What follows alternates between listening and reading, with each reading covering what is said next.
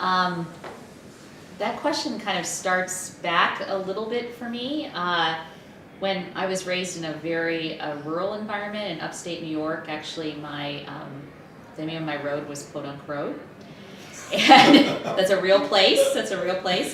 And so I think my family had in mind for me to be a physician or something else where you would get money from a degree. And I remember spending just tons of time trying to figure out how to sign my name in creative ways, because that was my idea of what physicians did, kind of on the prescription pad, the way they signed their names. And so I do, as a result of that endeavor, have a very clever signature, I think. But I am not someone who loves blood, so that really didn't work out with me as a career path. But I always was interested in people, and especially how people live their lives, and how when they're together in a collective or in a group, sometimes their behavior changes. It's different than when they're alone. I just sort of always had this, I think, kind of curiosity or inherent just sensibility that the group is greater than the individual. And as soon as I found out what sociology was, that it's the study of group behaviors, I knew at that point that I was interested in sociology and I might want to be a sociologist. I think as a 15-year-old, when I first understood what sociology was, I didn't really know. I thought maybe, it's some form of social work. And I also, was a kind of bookish child and really loved reading about people's behaviors, and really decided, I think at a fairly young age, that I wanted to devote my life to sociology, to the study of groups, and to go ahead and be a university professor. And that's sort of part of where my journey has led me. Can you say a little bit about that initial understanding of sociology? I mean, on Podunk Road, how does sociology impinge? Yeah, you might think it's kind of silly, but in rural areas, there are all kinds of group dynamics. There are, people who are popular, people who are not popular, just like there is in every other place. There's a whole organizational ecology. In a way, the kinds of power structures that are set up in these sorts of environments are also set up in every place throughout society, in every kind of institution, in every kind of social group. And that, I think I didn't really have a language for it as a child, but as when I started developing a language for it, it became a useful way to understand my life, my place in social groups. Now, you were caught in one kind of power struggle initially, and that's the standard. Parents want to be sure that their kid makes good. The thing that pushed you in the direction of medicine.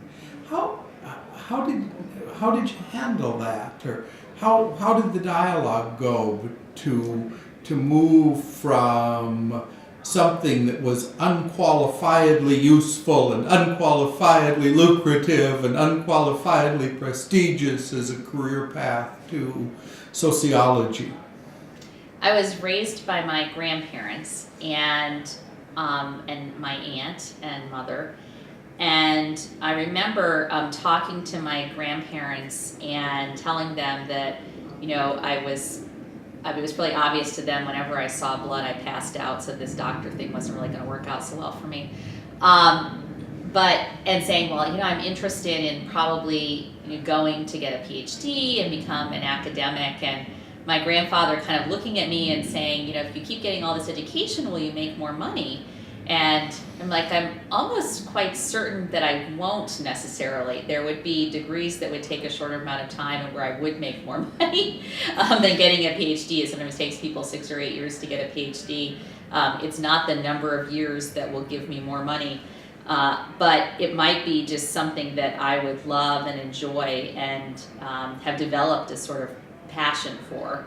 And him just really being surprised by that and not sure why someone would spend all this time getting education out of a sense of passion or calling rather than to make more money. And I think that kind of pushback was actually useful, that if I had been in it for other kinds of reasons, that at that point, given some sort of pushback, I might have gotten off the boat, so to speak. But I sort of hung in there. I had decided at that point that I had my own reasons for doing things. And my family has always totally supported me in getting more education and supported me. And, I eventually became a professor. I'm currently a professor of sociology at Rice University. And they've always been supportive, but it was in a weird sort of way, their lack of support at the very beginning was incredibly useful for me in crystallizing, what became a kind of lifelong passion. Because as an academic, you get rejected a lot. The key to getting published, books and articles and getting grants, I think, is figuring out how to deal with rejection and to just keep going anyway. And knowing at the very beginning that I might have pushback became an incredibly useful lesson, and I think developed a deep sort of sensibility in me that I ought to just keep pushing on if I believed in the core mission of what I was doing, regardless of the kind of pushback I'm getting. I think early on started to think that I didn't want to slam any doors in my own face. People will, and I tell my students that often who work with me, that we all have our own insecurities, and you keep having insecurities professionally as you go on. But I tell my students, you don't want to slam doors in your own face. Other people will slam them in your face, but you want to just keep hoping and keep going on as long as you have the core sensibility that what you're doing is worthwhile. On that core sensibility, what would your mission statement have been, say, at the beginning of the thing? Where, when you think about yourself as a sociologist, Mm-hmm. Are you imagining yourself as a teacher, as somebody who's unraveling some great mystery? How do you see, the thing that keeps you getting up in the morning and, filing the rejection letters, and how do you see the fundamental drive of that? It has in part to do with the substance of what I study, which I haven't talked very much about yet, but I have been for the past 15 years a sociologist of religion, so I'm very interested in the role of religious communities in society. Religion can be an incredibly divisive and incredibly uniting force, and it's often surrounded with controversy. And in the beginning, I think I just had curiosity about religious communities. I was raised in fairly conservative religious communities, and I think I just had curiosity about other people's religions and just about religion writ large in society. And so in the beginning, I think my mission statement would have been just to know more about the world of religion outside my own circles. That would have been a curiosity about other people, a sort of inherent good in just learning more. And I think, over the years, and I still, hope I have many more years in my career, but as someone who's kind of at the beginning of mid-career, I have become much more passionate about doing excellent research on religion and society. I study religion and immigration and religion and science. So two areas about which there's lots of interesting and fascinating things to study. But doing research that becomes a kind of good news you can use, like translating my work well and putting it into the hands of people who can use it. And then teaching other people how to do the same, providing excellent opportunities for junior scholars, for colleagues, and continuing to pursue the life of a learner. And I mean that in a very expansive way. So I definitely have a role as a teacher at my university, but and I don't mean this in a kind of namby-pamby way, it's entirely true. I always learn as much or more from my students than I teach them. That there's, and it goes back to that group dynamic thing, there's a unique kind of thing that happens in the classroom that, that everyone can learn from. So, doing excellent research, translating it well, and creating opportunities for learning and growth for others that I work with, I think is really my core mission. When you first talked about sociology, two things came out. One, it's the study of groups. Right. And two, it's about power. Mm-hmm. And some people, I think, might spontaneously say, well, that's true clearly about political parties and pretty clearly about hospital auxiliaries. The one thing it might not be true about is religions. Mm-hmm. Have you always, from the beginning, approached the study of religion as a study of a group phenomenon and a study of essentially power relations? Mm-hmm. Has that been kind of the method from the beginning? Those are core pieces of sociology. So sociology sees the group as being something greater than the individual. Groups are not just collections of individuals, but something which are unique and have their own mindset and place in society that's different, and sometimes even above the individual. Within groups, there are always power relations, really, in any kind of group, even if we feel like there's not. And so I don't think that's all there is to say about religion. Religion is lots of things, but I do think that's the unique lens that sociology provides on religion, is to pull back and to understand beyond particular kinds of theologies or set of doctrines, how is this a group functioning in society, and what does this group do for the people that are in it? What kinds of meanings does it impart to the people who are in it? Who gets to say what's so in the group? And in religious organizations, there's a real sense that there are lots of hierarchies. I'll give you an example which a person I was interviewing once about gender and religion gave me, that, she said she thinks about, her role as a mother and her role as a professional, and through the lens of her religious organization. Often she was a very committed Catholic, and she said I have all these tensions in my life, but my parish can be a place where I can resolve those tensions, or where the person who's in leadership can tell me that I'm being a bad mother, or I'm not being the kind of mother that my religious organization would want. And that has a very special kind of power in my life. She said it can also tell me that, I'm doing the best that I can, that I'm honoring God in how I'm being a mother and how I'm being a professional person. And that can have a power in my life. And those kinds of assessments of the faith organization make a huge difference in how people understand their lives and how they live out their lives.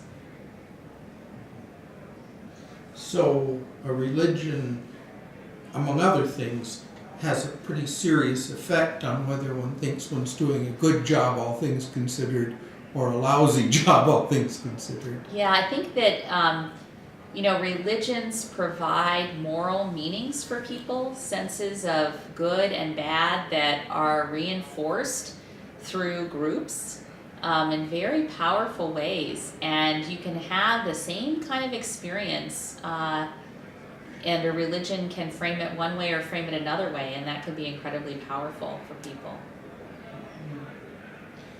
So, knowing that you wanted to study religion, it doesn't narrow the field of possibilities very much, right. Does it? I mean, it could be vast. It's still. Can you give us just an idea of the progression of your your work and the kinds of groups you studied and the kinds of questions you asked?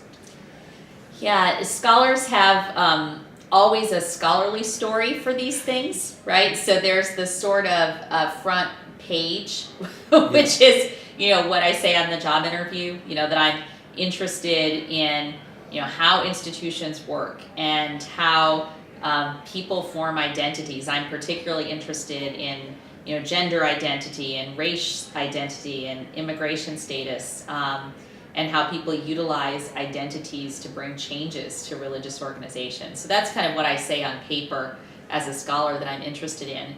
But especially in the social sciences, we are people studying other people. Like, we're inside the system that we're studying. And I think the reality for me, and probably for a lot of other scholars too, is that our work starts with a very relational basis, that there is also a personal story of my work too. And I started out studying immigration and the connection between religion and immigration and the connection between race and religion because I was raised in part in a biracial family. My stepfather is Black.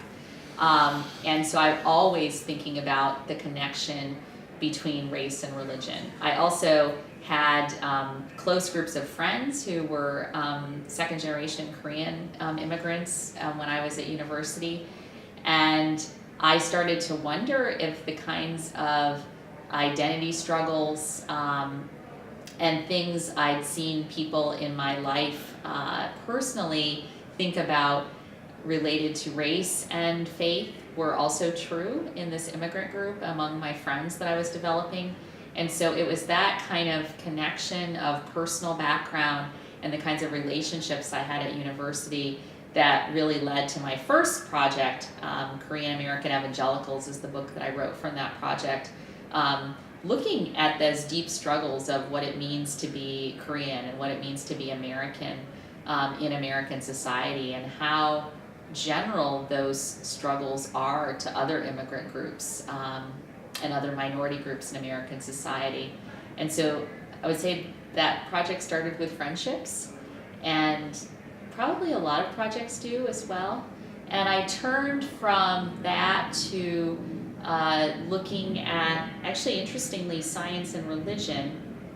My husband is a particle physicist and works on the CERN experiment in Switzerland. And I remember always being curious whether or not the kinds of things that I was hearing on the news about what scientists think about religion was actually true in everyday people's lives. I thought, is this just a couple of people who are really loud, or do all scientists think that there's enormous conflict between religion and science? And I remember my husband saying to me at one point, I feel like the things I hear religious people say about scientists are not right from my experiences as a working scientist. And also he says, I think the things that scientists say about religious people are not very accurate. He's like, you're a sociologist, you should study that. And I thought, I think I will. Right? I thought, well, that's so crazy. I was doing the study on immigration and religion, and now I'm turning to, but it was that same kind of identity struggle, those same sorts of identity struggle issues came up again in the second project, and it's just been such a fun work. I mean, I'm here, at University of Minnesota in part to talk about that latter work on religion and science.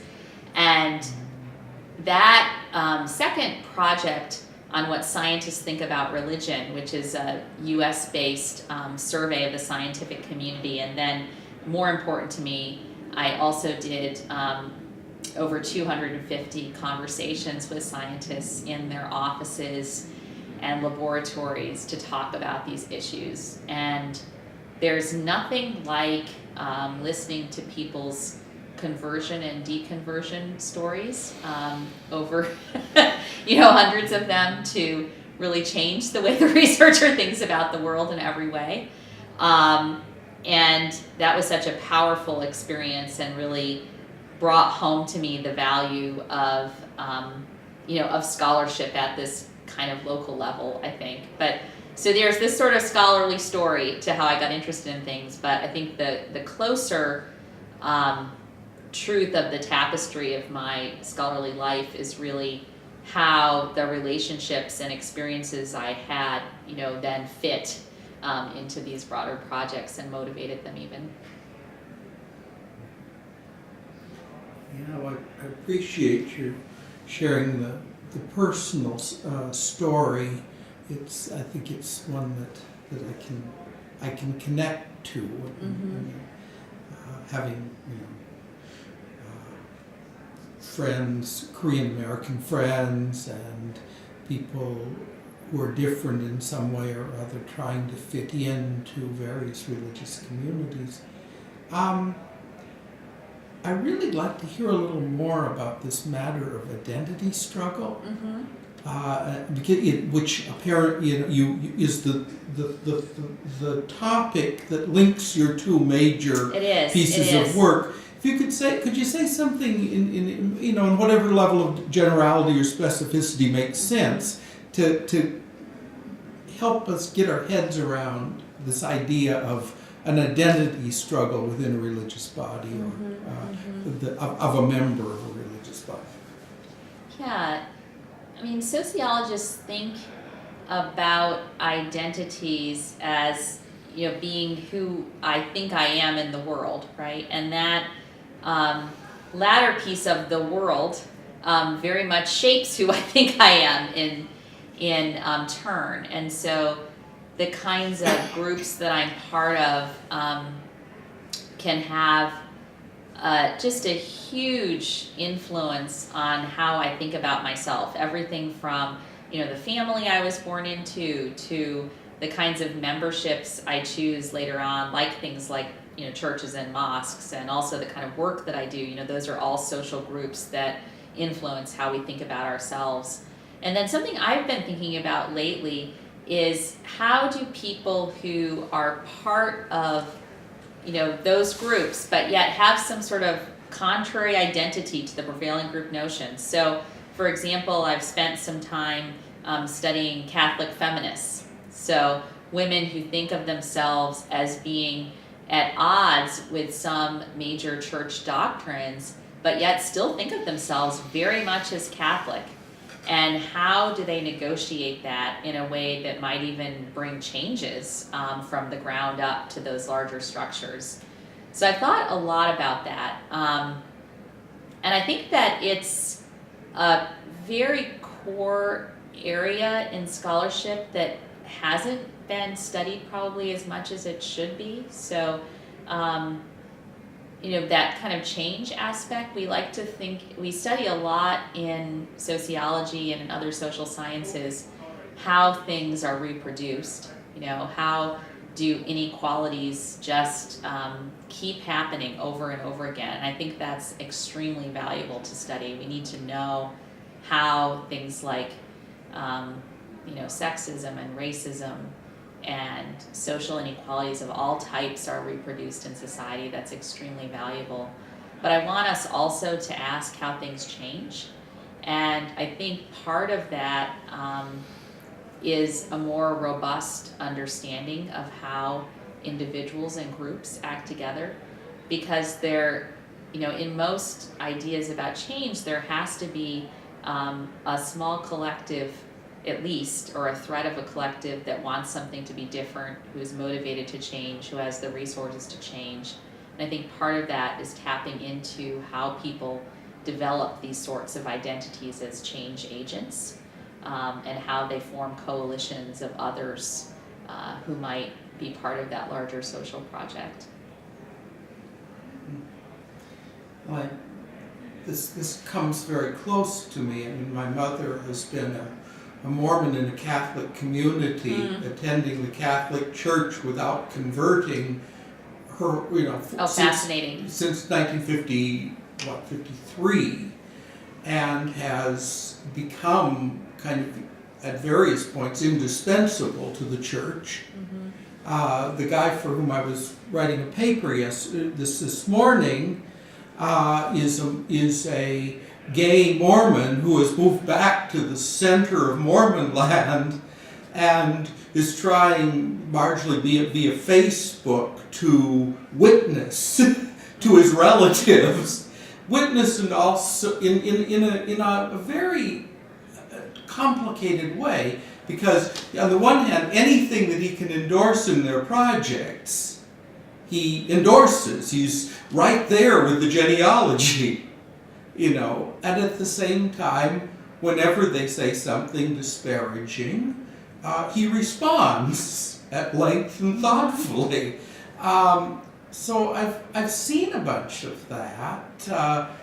That interface between the different one who isn't going to exactly shut up, but isn't going to go away either, and the community that is both eager to embrace a talented and interesting person and put off by some feature of that person.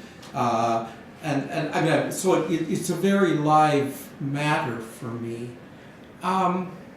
One thing that occurs to me is it must not be, the possibility for change must be quite different in different groups. Absolutely. What makes the difference? What makes the difference? When an individual who's different kind of enters and says, I'm going to stay pretty close to you, I'm not going to change, I'm not going to go away, you're going to have to deal with me. Sometimes the group makes a space, and sometimes the group treats it like a cancer cell. Mm-hmm. Absolutely. What determines how that works? So there are several kinds of things that I'm investigating in my broad research that are getting some traction. So I don't think we can ignore that some types of people have more power and more capacity to build coalitions and affect change than others. So people who are wealthier, people who are, depending on the institution, have higher education. So there are those kinds of resource dependency issues that are very important.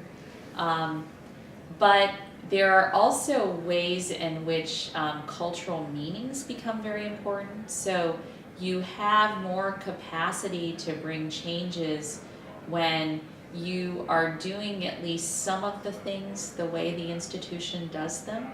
So the Catholic feminists that I studied found a space to remain Catholic, in part because of the structure of the Catholic Church and the needs that it had. There is a massive priest shortage in the U.S., and so certain parishes really needed women leaders to step up and do things, and so they were willing to overlook at times a woman conferring communion because they needed someone to do it. And so there's also things about institutions that in different historical time periods are more or less ready to receive change. And the women that took very overt leadership roles in some of the parishes that I've studied did so in ways that were legitimately Catholic. They were enough Catholic to be accepted. So the theory of institutional change that I'm working with now, I'm trying to figure out, how much you can rock the boat, right? So how much like others do you need to be to remain a part of the institution, to have the possibility of affecting change, and how much can you be different, without being ostracized, like you're saying, without being cut out. I think that's going to differ a lot depending on the institution type. But it sounds like you have some pretty clear ideas of the strategies that tend to work. That's right. To bring long-term change. I can't resist asking about one thing that's sort of the strange fact that is emerging about popes. I mean, and I think it's not just popes. This is the obvious one, which is that they have, the last two before Francis, have had very intense female friends, long-term. intellectual connections. The one for John Paul II, the letters just came out, but there's a similar person around Benedict. People have known forever, and so one of the things that's sort of fascinating in the Catholic dynamic is the institution isolates the clergy, and then from that point of isolation, the people look around and try to find a friend. And they may find, then they don't necessarily find the friend who's most deferential, who's most conventional. In fact, those people may be barred from friendship because they insist upon having forcing the person into a clerical role. So it's this whole matter of how friendship works to transform, as a force of transformation of groups, is getting really interesting just in the public eye. And I've found that empirically to some extent. It's interesting that you should mention that because in an article I'm working on right now, I'm arguing that coalitions need to be formed in institutions amongst groups of individuals that want to bring change, not just with like-minded others, but also with those who are apparent outsiders, who might be convinced, those who are more established in the institution. So, for example, another group that I've been very interested in is women scientists who are bringing changes in attitudes towards gender within some disciplines of science where the number of women is very, very small. And how do those women make it, and how do they change the way things are done? I've interviewed women scientists, especially in disciplines like physics, where this proportion of women is very small, as I said, who have just made incredible coalitions and strides forward in making scientific infrastructure more family friendly, more friendly to children for everyone, both men and women. And they haven't done it just by forming coalitions with other women, but also forming very creative and positive coalitions with other like-minded men.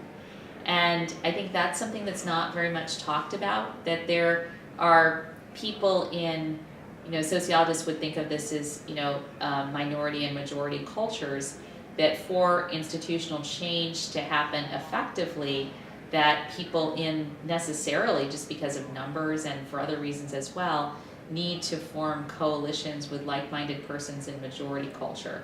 And I think that's often not looked at in a robust way. I think what you're saying about friendships makes a great deal of sense in light of that.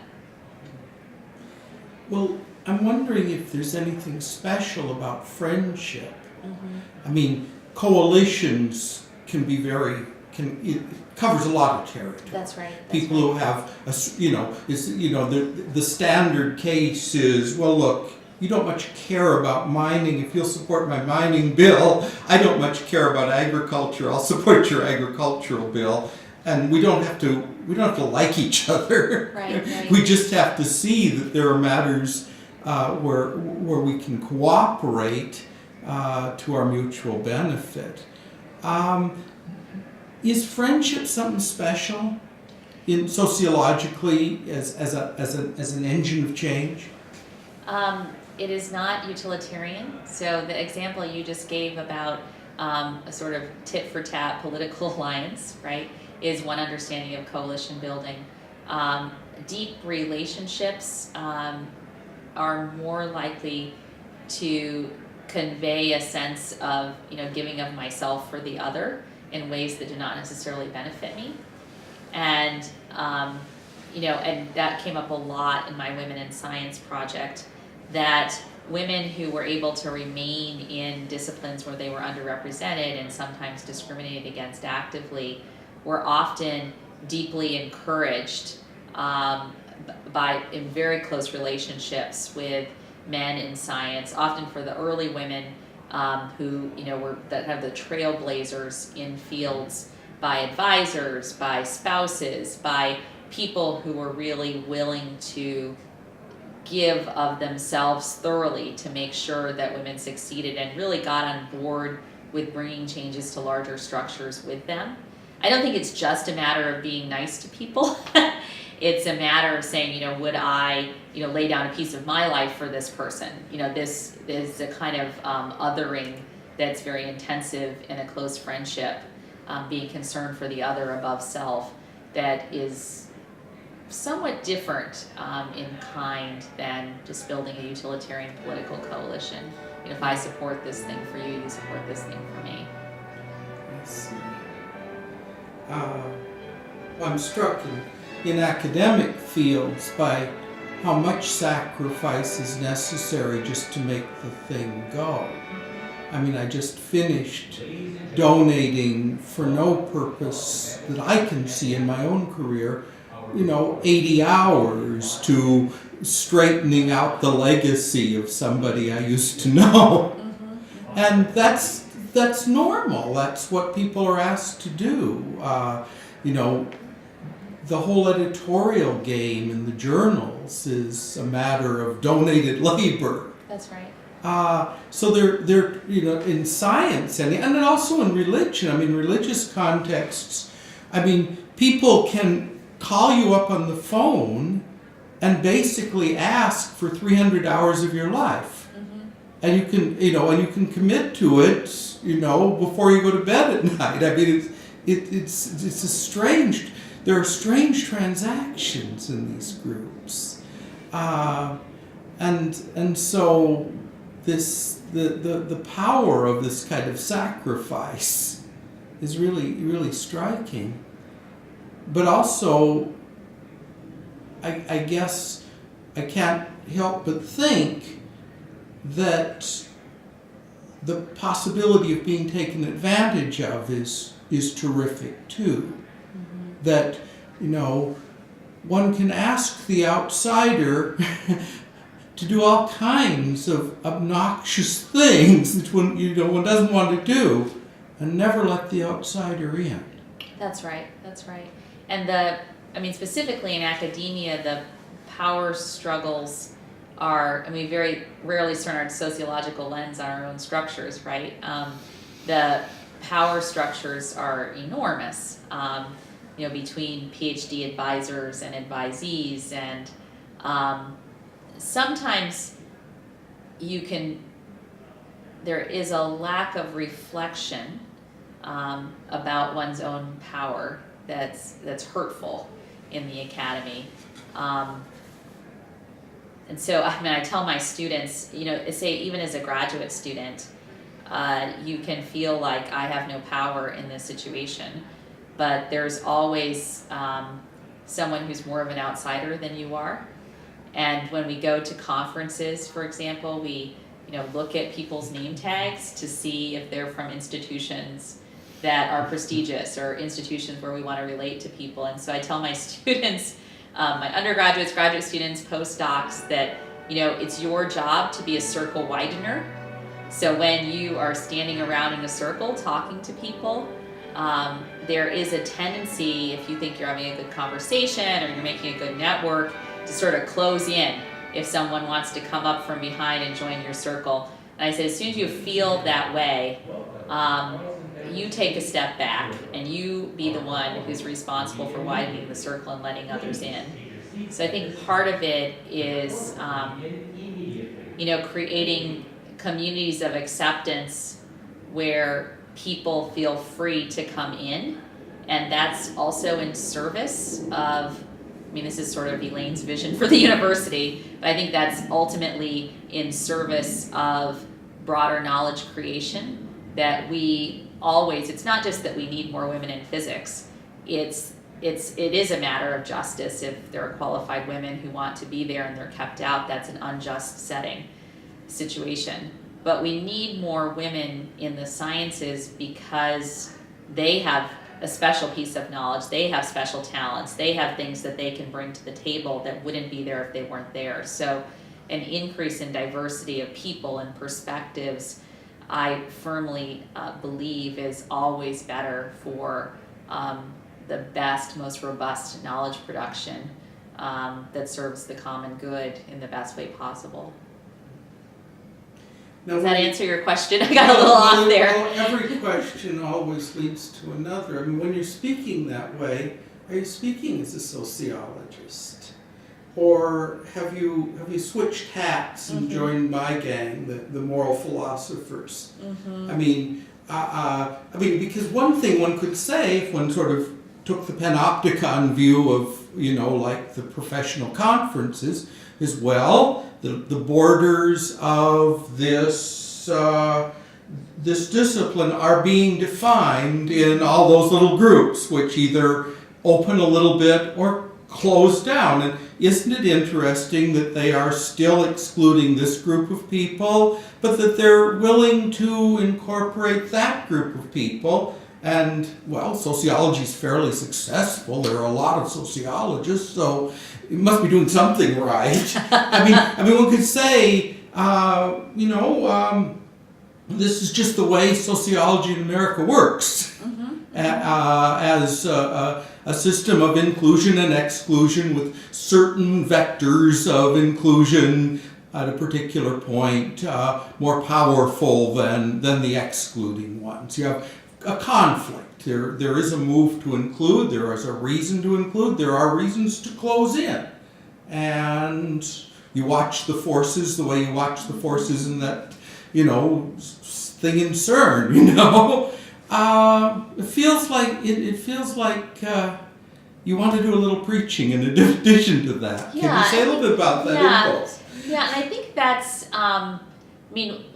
this goes back to almost identity construction and identity consistency kinds of issues. So I'm certainly trained as a sociologist, and I have particular tools as a sociologist, and a pure sociology approach, I think you're exactly right, would merely study descriptively what's going on at academic conferences. So how boundaries are set, how boundaries between groups are formed. I'm also a citizen of the university, and I think my perspective on how to create good intellectual communities that serve serve the university well, but also serve society, comes more from my place as a university citizen, as someone who wants the university to do well as an institution, but also the university to fit well amidst other institutions in society. So I would say that's a different kind of hat. My sociology then becomes a little bit limited. It can merely tell me how groups are formed, how change happens. But other kinds of identities for me become operative then. Can your sociology tell you things about the consequences of inclusion and exclusion?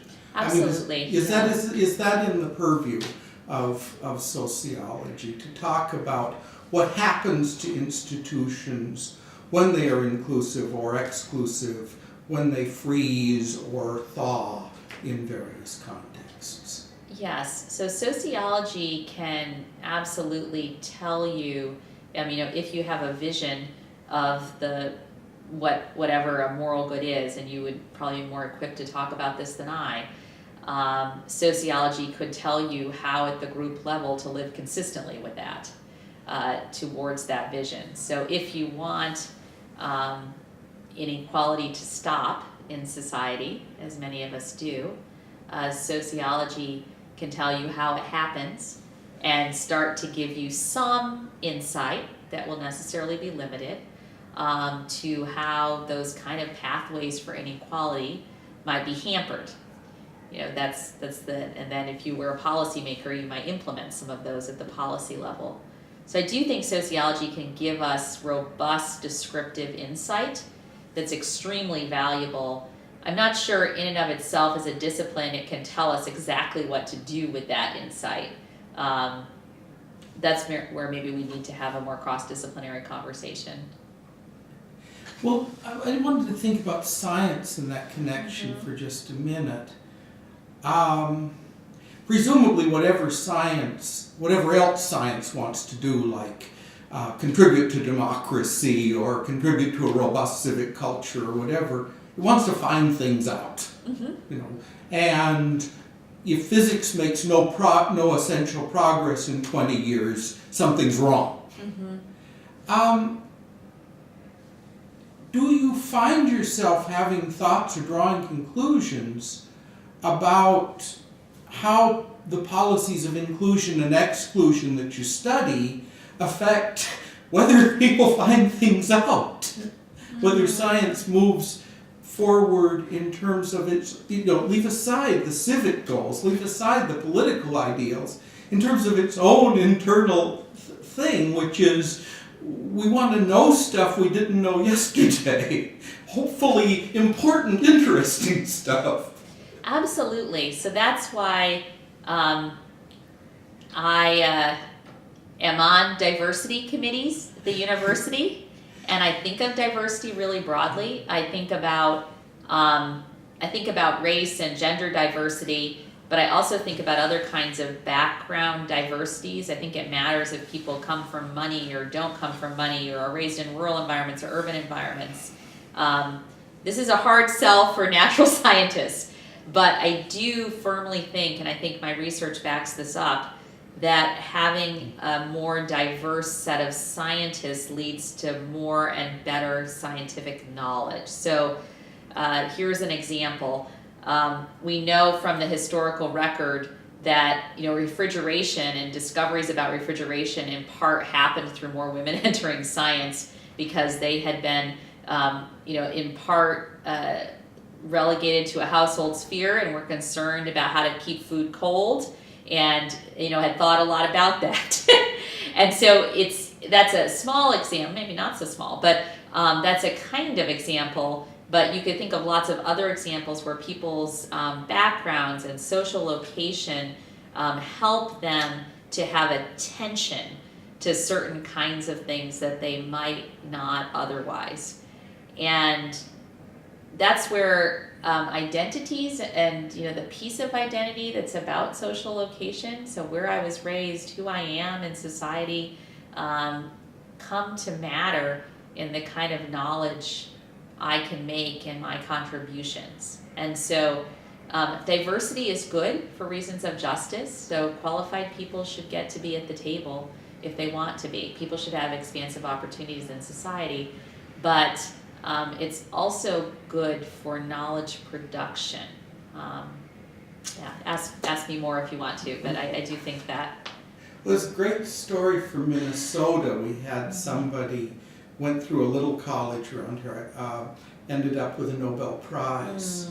And when asked sort of how come somebody from, podunk college ends up with a Nobel Prize, said, well, at them big places, the professors have really interesting things going, and they hand their, they hand people stuff to do, and where I was we had to think it up for ourselves. Social context matters, right? Yeah, we had to find a direction ourselves if we were going to do anything, and I found one that nobody had much done anything with. I think that's the story. It's now, 20 years old in my memory, but I liked that. It seemed to me a mechanism that would work a lot of places in a lot of ways.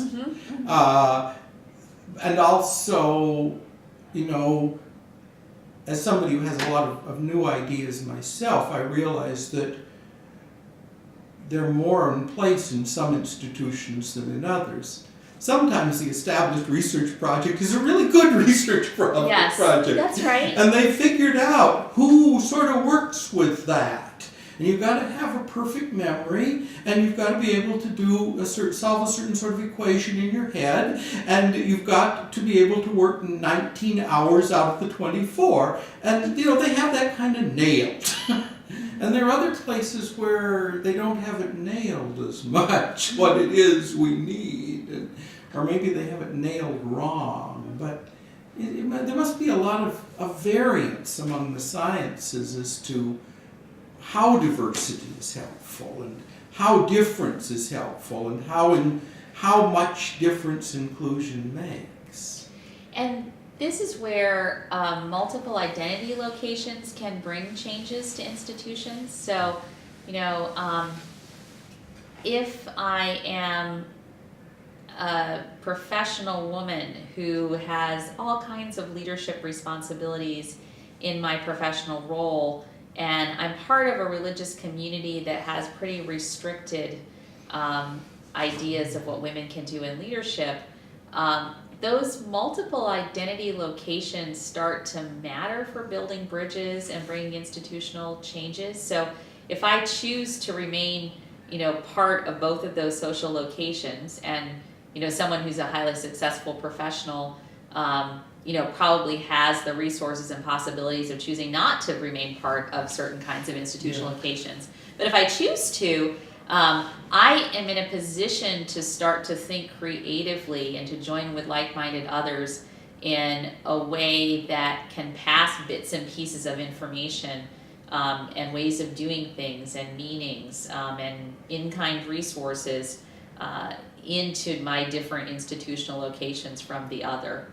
And I think this is especially true of people who have, historically been marginalized in our society. Sometimes marginalization leads to robust creativity. There is a sensibility where, when you have been part of, different kinds of supposedly conflicting institutional locations, you start to think creatively about what it means to thrive in each of those spaces, even when the odds are against you. And I think that brings new ways of looking at the world and new ways of seeing, which can be extremely valuable. Yeah. In my career, I've read innumerable essays about being some kind of a sports person, a football player, a baseball player. I have one essay where somebody said, well, I played all the sports, and I'll tell you, they're different. I went on to do the most beautiful piece of sociology I have ever seen. I mean, it was an object of reverence. Yes. How just so if you go out as a football player, you have you have everything. So there's an advantage. What you're saying is there's an advantage to playing quite a number of different games with different rules, because you get a perspective on there being rules, not just reality, and because you can kind of take bits of information from one game to the next. You do, and you take bits of information from one role to the next if you allow yourself to. And there's, we in some ways, sadly, I think we try to prevent that in the academy. We try to be these kind of, even the way we teach classes, I teach classes on race and gender and immigration and religion as if they are completely separate things. And you're not to talk about the other, in the class, where it's ridiculous. I mean, no one just shows up as a woman and nothing else, So they're, shows up in society or social groups. And I remember having this conversation with a man who led a department where they were just extremely successful, an elite physics department at getting women postdoctoral fellows and graduate students, and these women succeeded and got jobs and went on to be very successful. And I said, I've got to ask you, I've got to almost take off my hat as the researcher and just ask you as a human being, like, what is the key to your success? There's no other department that's doing this. And he says, well, I have all daughters, and I'm a father, and I think of every woman that comes through this department, and he's an older man, as someone who I am personally responsible for. And he said, I take my role, and he meant this in a very positive way, not in an overly negative paternalistic way, but he says, I take that role of care that I have as a parent into my work, and that really influences everything that I do. So when someone doesn't succeed, he says, I take that personally, as if one of my daughters didn't succeed. And that really, and he said, everyone that I work with, I try to communicate that kind of value for everyone who works here. Now that's someone who is creating a real leadership for an intellectual community that has characteristics of care for everyone who's a part of it. And the men that I interviewed in that department too likewise felt that same kind of care. It wasn't even that it was just a specialized mission to get more women in science. It was that an ethic of care was set up for everyone who came through that department. Well, if I'm a scientist or, I might be a Mason, I might belong to the men's garden club, I might play soccer, but it's guaranteed that I have a family of origin. And it's pretty likely that I have a family like the person you talk to, and a set of relationships. Mm-hmm. And it's pretty likely that the set of relationships I've set up in the family I've made has something to do with the family I came from. And so there's going to be one comparison group that kind of everybody has. I mean, however much they're like 19 hours a day, drilling into Higgs boson particles or something, they have one thing in their mind.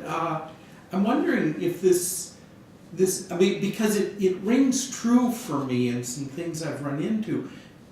Do you find that the ability of people to take the way that people handle outsiders and the way that people handle diversity and all that sort of thing has interesting connections to family relations? I do find that, in part because it is the original social group for people. And there is, our core stories of how we show up in the world often start with our families. And another thing I wanted to add is that not everyone is able to activate these multiple roles in the way that I just talked about with this example, which was very powerful in my own research. And what I'm trying to work with our students and researchers at Rice right now to think through is what kind of experiences or how shall we say, social locations allow to this kind of activation of multiple roles. So you were very wise to say there's all kinds of, everyone has a family life to some degree, but what causes this person to think about it as being so, and to experience it is so intricately tied to how he is a mentor to junior scientists. I mean, there's something there in that link, and I think I wasn't aware enough of this as a possibility to have asked him in that moment. But that's something I'm very attentive to right now. I mean, some people that I have interviewed and worked with for my studies have talked about life crises. People have talked about relationships, very key relationships where, or friendships where people know each other on a deep level. Perhaps they have a great respect in a professional way, but then they realize they have these other kinds of roles in common. And so they sort of know each other as whole people in ways that support the other in activating multiple identities in the same social space. So I'm trying to investigate now, what causes this kind of almost creative identity construction. So in a certain way, everybody's got a number of identities, but not everybody knows that he or she has it or is conscious of it in a particular professional context. Absolutely, or has the support. Sometimes it's a matter of support to activate, right? If you're experiencing extreme racial discrimination or extreme gender discrimination, there is less support, of course, to activate that piece of oneself in robust ways, in robust and creative ways. So, and that's another, going back to one of our core themes of discussion, that's another way that multiple identity locations and the freedom to put, all pieces of ourselves on at the intellectual table can lead, I think, to better knowledge. But there needs to be the kind of communities that are created, which allow people to feel, you know, freedom to express multiple pieces of themselves. I mean, that's not something that I think our modern academy has wrestled with so much. Thank you.